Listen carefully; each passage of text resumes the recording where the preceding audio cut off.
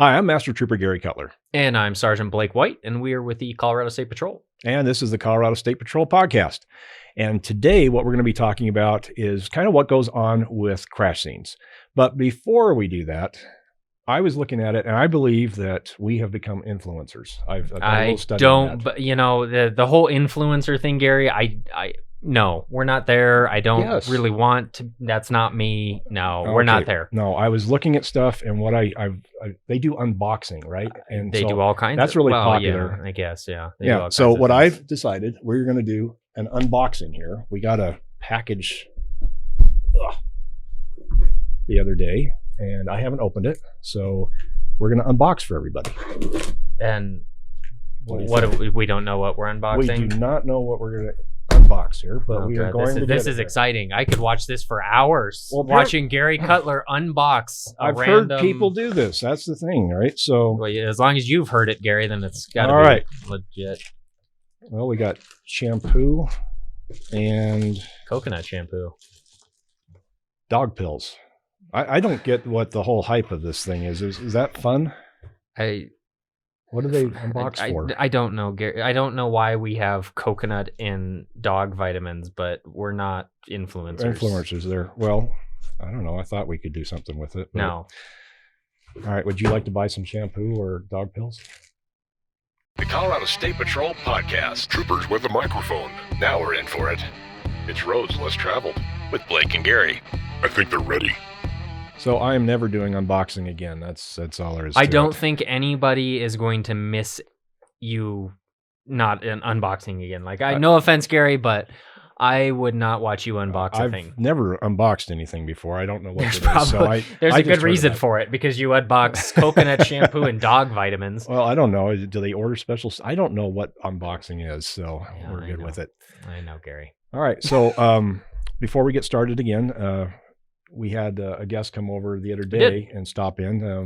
Why don't you kind of show what we have this here? this is huge. I'm going to try to see if we can get that in there. Hold on. Oh goodness, watch out. Yeah, take out everything. Take everything out. Yeah, check that out. Yeah. So it's actually good. I'm glad I didn't put it upside down. Right? I had to make sure I wasn't that guy. So this is a great thing. Scott Ambrose, he dropped by the office the other day and gave us this. He made this himself, and he's been taking these around to all sorts of law enforcement agencies and doing it. And what I think is really special about it is that the wood that it's made out of is actually a fence that he took out. Oh, really? And instead of just throwing it away, he cut it in there. So we've got part of that. I did the same thing. So at my house, I actually took a piece of my old wood fence and have like a tree painted on it, and that's on the wall. It's an old wood fence. I love the wood look of this. That's what I was going to say. I didn't know what it was from. He did an awesome job with it. That's awesome. I'm going to slide this up. Yeah, those of you that are on Spotify and audio, it's a Colorado flag made of his wood, and he's got a really good design there. And you put a coin in it. You put a police coin in it, which is really cool. So we appreciate that. That's pretty neat. So we're liked. I like that when somebody puts something together. Yeah, that was neat. Very unique. So we'll put that up on our wall, and definitely enjoy that. If we could put it back here, I would, but I don't want to block your amazing backdrop. Yeah, well, the other thing is I can't find chains to hold anything, so we're kind of messed up on that. But that's okay. We are on a budget. So, if we want to call it that. I watched your chains and your method of hanging, so I would say, we're good avoiding that. When unboxing is like the most fun we have on here, it's we don't actually have any sponsorship. So the products that Gary pulled out are not a endorsement of any kind. No, I just want to throw that out there. State Patrol does not endorse that shampoo or conditioner or dog vitamins. No, so I don't even know what they are. Our canine unit, I don't know what they use. I can't promise it's those dog vitamins. There, that's stipulation. I'm going to throw that out. So now we're covered legally. All right, Gary. All right. Moving on. So, because I don't even have a dog. Yes, I do. Okay. I swear. All right. I know. It's getting to where we're having fun here. All right. So crash scenes. Yes. We get a lot of people that are always asking us about, a lot of different things about it. What can they expect? Why do these crash scenes sometimes lock down the roads for so long? Yes. So we want to kind of bring that out and let them know exactly what it is, or give them a good idea of what's going on during those times. No, I think it's important because even if you've been involved in a crash, I'll tell you, most of the time I've been in them too, on and off duty, that, I've been hit, and it's a really, there's a lot going on, and having been on this side of the thing, we see things a little bit differently because we're investigating it, we're looking at it. But when you're involved in it, you may have your adrenaline going, you have a lot of things going on, so you just don't even necessarily know all the aspects that we're working through on that. And we try and keep it, we're not trying to get you involved in it and everything, but we just want you to have a little bit better of an understanding so that if you are involved in something, you know what we're doing.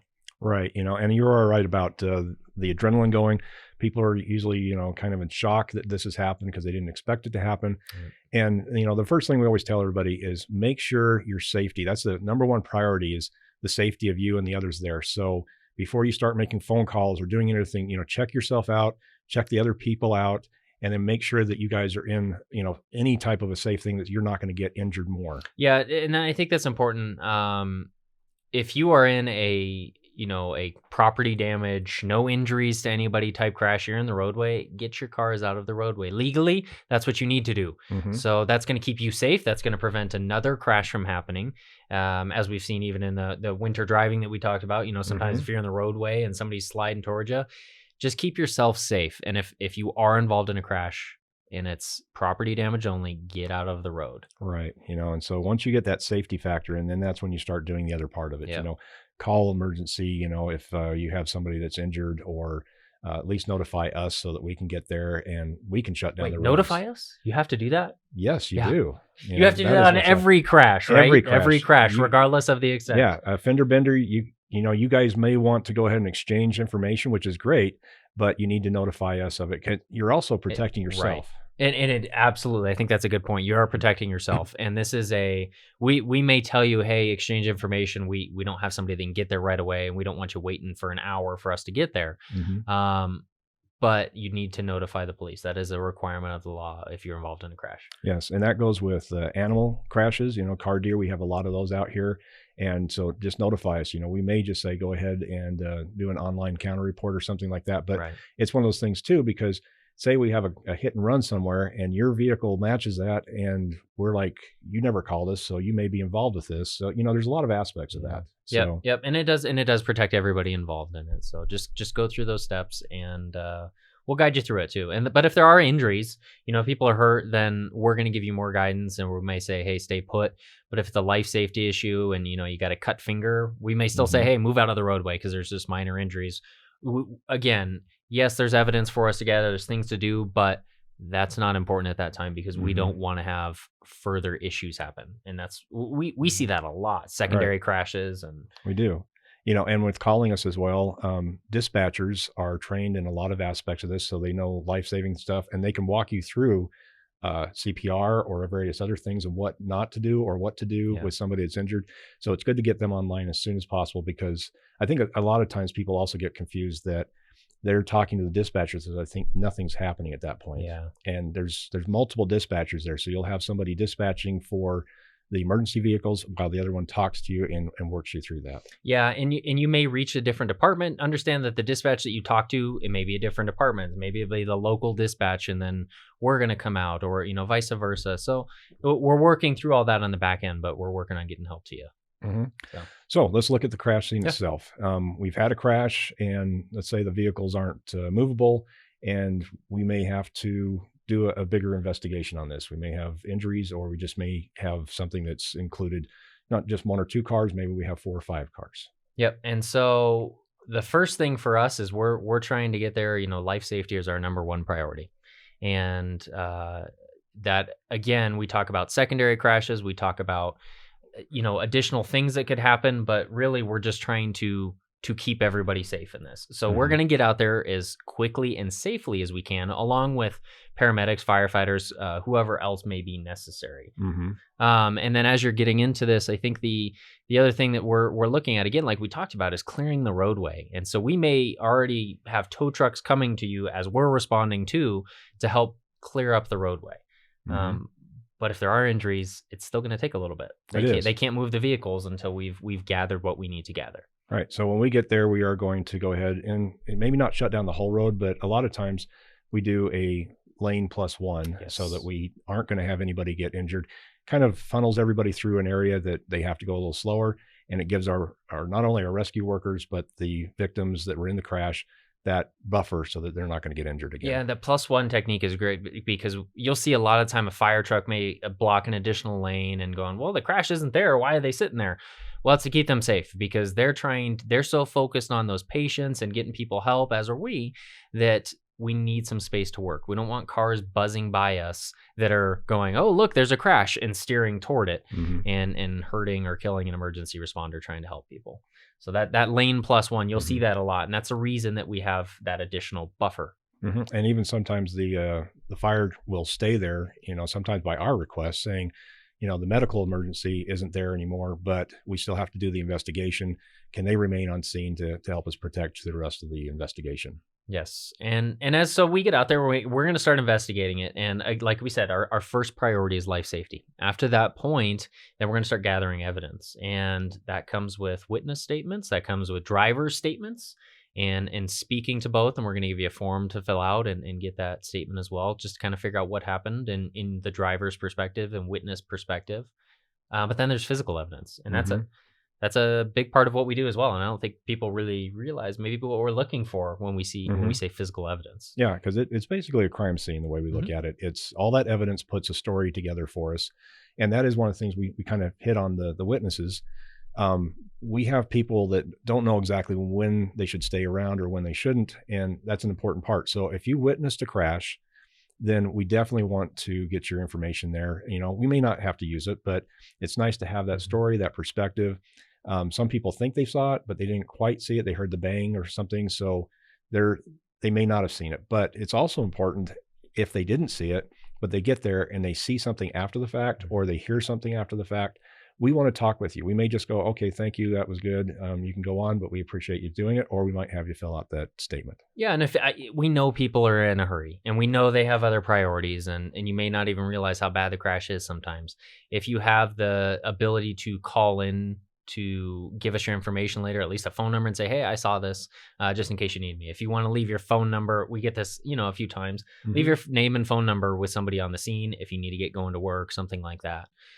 Just some way for us to at least follow up and make sure that we're doing a thorough investigation. We're capturing everything that we possibly can about that crash. Yeah. And we've had people just voluntarily call our office sometimes, or the offices we have around the state, saying, I couldn't stop at that time, but I saw this. Do you need something from me? And so that's all it takes, and at that time, we'll take down your information. And if the investigator decides that is something important, then they'll give you a call and you can go from there. Yes. So after that, when we're out there taking measurements, you may see us out measuring some things going, what are they looking at? We go through some pretty extensive training as state troopers with crash investigation. And that's a lot of hours of time of understanding what tire marks mean. What, if there's a gouge in the roadway from the crash and the evidence on the car and paint transfer and crush analysis, when you start to get really complicated, there's a lot of things that we're looking at. So a tire mark may seem like, well, why are they looking at that? Well, we can look at energy loss and speed loss in that and say, well, we can see this many tires braking for this long and start breaking it out on the minor crashes. It's not really as important, but when people get hurt, we want to gather all the evidence to show more of what happened and tell that story, like you said. Well, and cars nowadays, they have kind of what you'd expect in the, basically I call it the black box, because they have some of the stuff that you have in airplanes that gives data of the speed reduction when the brakes were applied. So it can give you a lot of information that way as well. And so there are a lot of different things that we can go in there and do. And so when we get into a scene there, we start figuring out, are we going to handle it on our own? Are we going to bring in some additional troopers? Are we going to bring in our specialized troopers?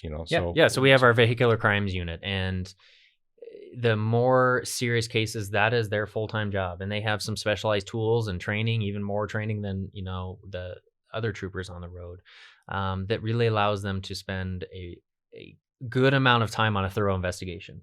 And unfortunately, they get called out to the serious ones, the fatal crashes, people are really hurt and killed, but we want to gather that evidence and information to tell that story properly. And it takes time. I know sometimes people are going, well, what's going on with this? It's been a month. It's been 2 months since I've heard anything.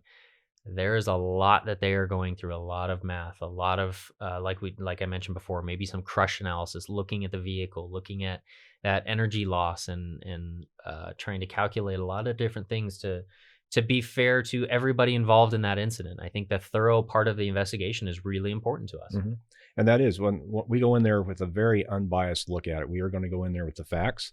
And at that point, we don't care who we have for those kind of things. We have it to where if you're going to be the one at fault, or if you're going to be the victim, you're going to get the equal amount of information there. We look at it as a straight line, and we'll go in and get that information, put it together, and then somebody else can make that decision. If it looks that, no, it went this way or that way, here's the information. And I think that's a really important thing you mentioned, because we don't decide fault as a state patrol. We're not out there to go, oh, it's this person's fault. What we're looking at is the evidence, and did a violation of the law occur. And so if there was a violation of the law that led to that crash, which is pretty typical unless there's, a mechanical failure or something else just abnormal, then there may be a citation issued based on that, or some more serious charges in the serious cases of those crashes, because there was a violation of the law that led to that incident. So that's what we're looking at when we talk about the investigation.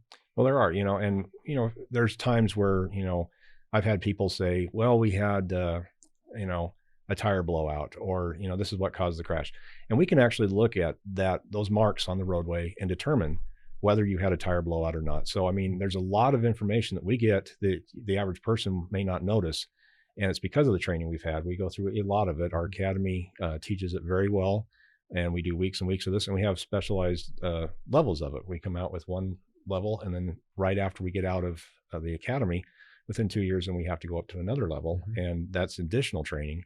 And then if you really want to get into the higher level, then you go into our vehicular crimes unit and learn stuff that I can't even figure out. Yeah, and I'm lucky. I'll say I'm lucky enough to go to some of the additional training and be an accident reconstructionist. And I think it's pretty interesting to see that, and you really learn a lot about all this evidence that we're talking about, and what what the marks can mean, and how the damage to the vehicles can really indicate a lot of things. So to me, it's interesting.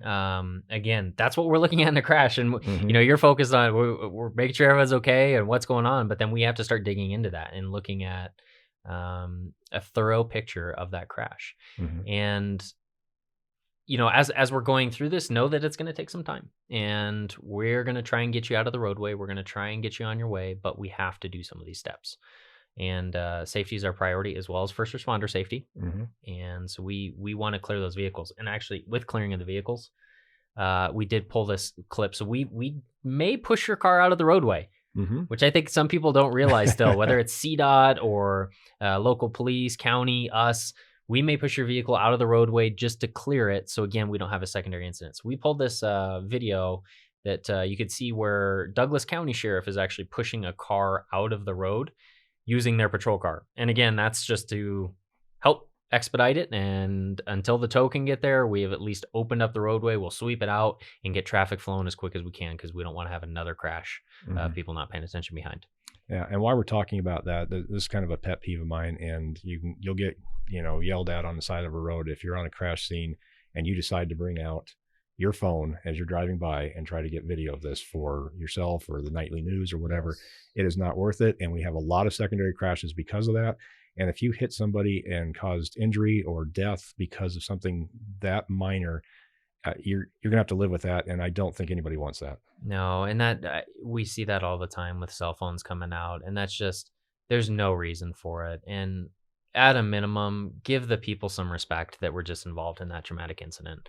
And yes, it's a public area, but you shouldn't be filming while you're driving, and you should be paying attention to the roadway, and understand that they just went through a traumatic thing themselves, and kind of adding insult to injury sometimes when that happens, especially when it's a serious or fatal crash. That is hard to see, I will say, because it's we want to respect the victims and the families and everybody involved in these incidents. Yeah, and we do try to cover that to make sure that nobody has the ability to see anything that would be harmful. And so if we can, we block that from the view. A lot of times that's why we're also shutting down the roadways as well, if it's something like that.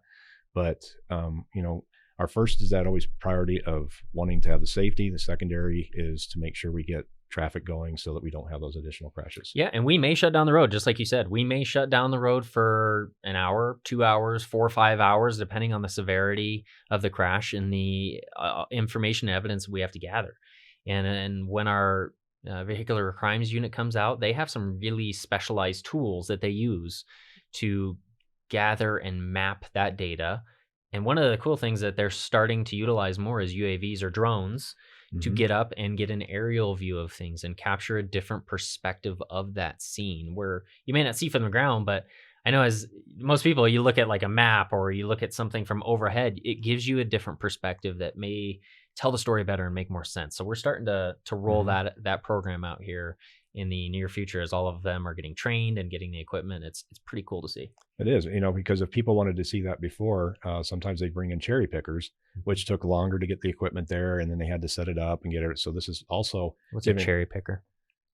Just for those that don't know, I know what you're referring to. Yes, what is a cherry picker? It's a truck that has a bucket and a lift, and so it'll lift up there. All right, I had to clarify that one. So it may be firefighters, it may be some other apparatus that they're getting that. For those of us that were born and raised, I know what it is. I'm just saying there may be some people that are like, "What is he talking about?" I just didn't mean to interrupt. I just wanted to clarify. Folk, yes, but I am city folk. Yeah, and I am country, so But yeah, so those are the things we do. We're always looking for newer things that are coming out that not only give us better detail, but make it a quicker time frame that we don't have to have everybody out there on the road. Yes, less time that we have a road closure. Again, it's that safety aspect. It's getting you back flowing through there because we don't want to have the roadway closed. We want you to be able to get to your destination. But understand, again, when somebody's seriously hurt or killed in a crash, we owe it to them to thoroughly investigate that scene. And I know it can be frustrating sitting in traffic, and I know it's going, oh, what's going on? There is a lot of evidence gathering. We have to do it properly. We have to care for these people like they deserve it. And I think that's important. Regardless if they're at fault or not, we owe it to them. Yeah, and we do the same for a fender bender all the way up to, unfortunately, a fatal. And one of the things that, like, let's go with a fender bender or just some minor crash there. And when we say minor, it's still a major thing to everybody because, like I said, you don't deal with it. Like we deal with these daily. So we unfortunately get very used to it. And so where we may seem very robotic, we're just going through the motions and making sure that we get everything because we know what we need to have there. But one of the things that people probably don't realize is we do a field sketch right there. So we have to get our measurements, draw out the roadway, the vehicles, the vehicle movement, so that we also have a drawing that basically portrays what we believe happened with the evidence that we saw and the witness statements and driver statements that we got. Yes, and so that field sketch, that we do a lot of the time is it's a hand-drawn thing, but it has a lot of data in it, and you may see that in a police report sometimes. And then when it's a more serious crash, there may be a more thorough reconstruction, a more computerized, and if it's sometimes if it's really complex, a scale drawing and scale measurements and even a animation of what happens. So there can be that stuff takes time. It does take time to make sure that you have everything right on that and it accurately portrays what happened. And on those more serious ones too, we'll be in touch with the district attorney's office and talking to them. There's a lot of information that is going on behind the scenes.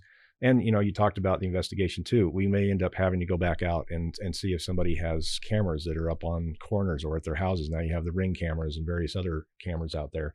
So they'll look at all these different things to see if they can put everything together to make that story complete.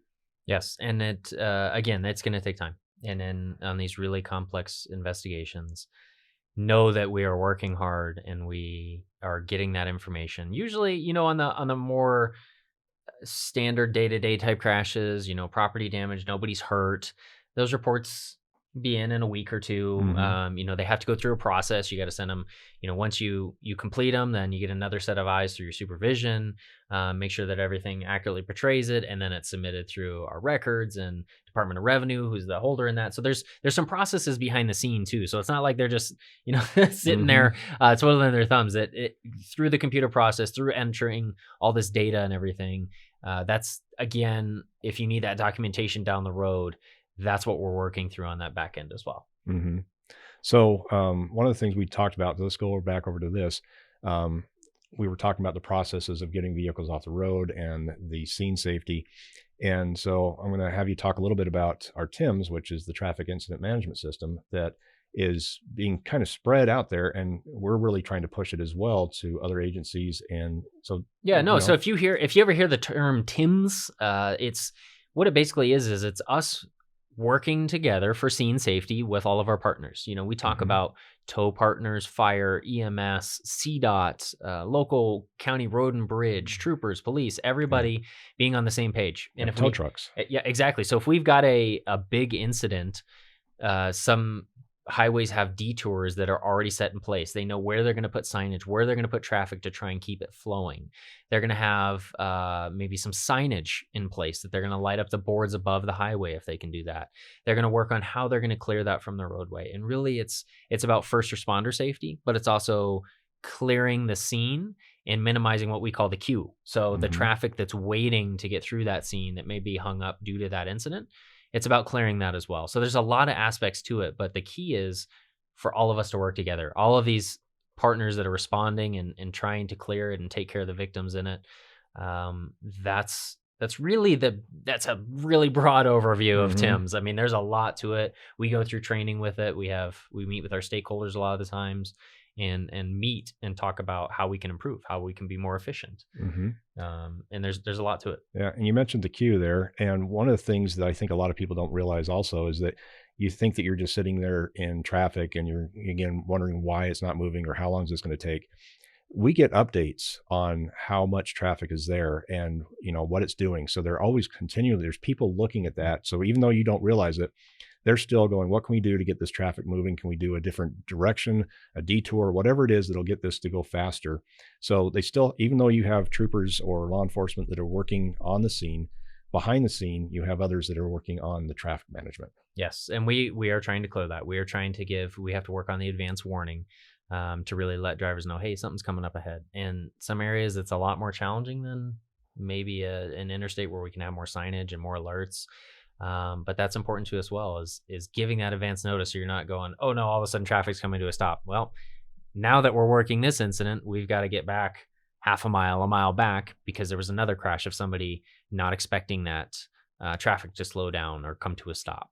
And so that's something that we're trying to mitigate out there as well. Yep. So I think that's a really good overview of everything. We had a lot of stuff here. There's so much we could get into depth on all this stuff, but I think it's again, it's important to know it takes time. And we're trying to get there. We're trying to clear it and understand, again, from an outside perspective, but we talk about the respect of if you were in that incident, understand you're going through a lot too. Just think of that. Think of what that person's going through. Give them the respect. Know that it's going to take some time, but we're going to do our best to get there, to get things taken care of, and to accurately and thoroughly get the information that we need. And we're working on a full 360 on that from the scene to the traffic. So we look at everybody, how it's affecting them. So yeah, I exactly. think we do a good job with it. Yeah, no, that's, again, I think we could talk about crashes for hours, but hopefully that gives a good overview of a little bit of behind the scenes. And, if there's questions on it, let us know. And if there's something that say, hey, I know I saw this on a crash or what was going on here, we may not know the specific incident, but feel free to comment and ask those questions because we're happy to help explain a little more of things that maybe we didn't think of. And from an outside perspective, you may still have questions. So please feel free to comment or, if there's questions again related to this or something else, ask us. Absolutely. And for those that were listening on the audio version of it, we had some visuals here on some of this, so you get to see some of that if you want to check us out on YouTube. If you didn't get to watch everything on this, or you want to just show your friends and say, hey, we've got it on audio, we've got it on Spotify. So we are trying to get it out there to everybody. Share it with your friends. I always say it every time. I'm still working on my. I know we got to get people to like and subscribe a little more. Gary is not going to meet his million subscribr I know, unless you tell a friend and they tell a friend and so on, and something like that. It's going to have to go up. But I was happy. Our audio version, we are heard in 6 countries now. So if you know somebody in another country, I'm trying to get that number up as well. I'm just trying to get numbers up. Yeah, I know. I know you are. But anyway, we're happy to interact too. So if there are things, just please let us know. And we're going to continue to do this. So if you have other ideas, let us know, comment, like, subscribe. We appreciate it. And we really appreciate you tuning in and joining us. Yep. So catch us next month. And until then, safe travels. And take care.